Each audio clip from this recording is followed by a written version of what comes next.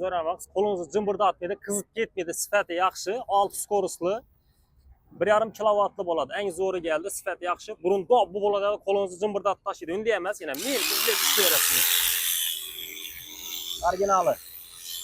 Hozir fırqat, hozir yana.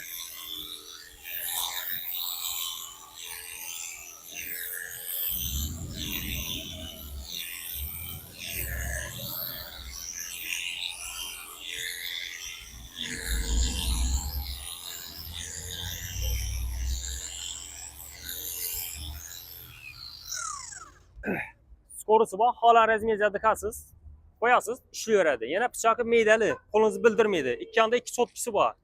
Sifati zo'r. Yana qo'ynib turgan ishi, endi hozir qisqarib olib turibmiz, tap-tagizlik bo'ladi yana.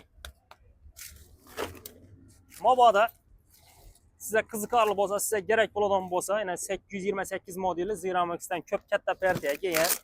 Bahasi arzon. İçinde navo chiqajagini ko'rsatib beraman sizlarga. Shunday bo'ladi.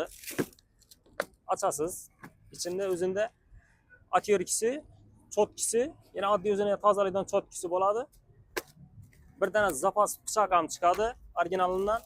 O'zidan pichoqlar ham o'zi tayyor turibdi. 6 skorusli bo'ladi. Xohlagan skorusida qo'yib olaverasiz. Yana qolay yomon zo'r o'rnashadi, tap-tagizib oladi qo'yni. Qoptonda charakda suv qo'yasiz.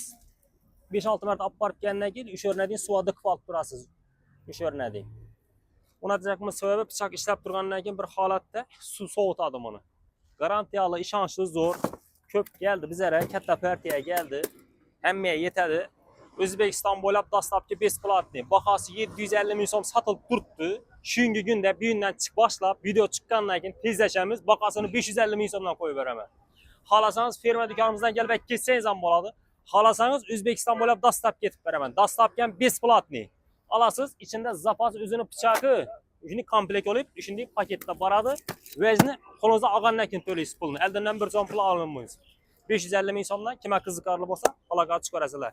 Ferma do'konda kutib qolamiz. Ekranda telefon nomerlari bor, telefon nomerlari aloqa chiqarasiz. Sog' bo'linglar, omon bo'linglar.